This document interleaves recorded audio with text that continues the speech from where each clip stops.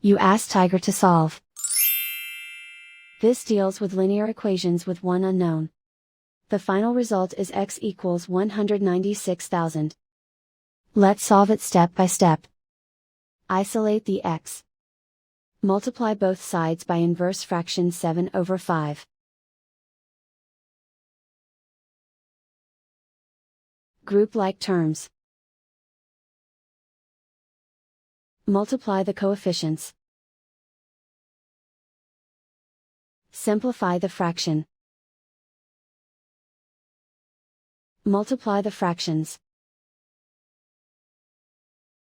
Simplify the arithmetic. And so the final result is x equals 196,000.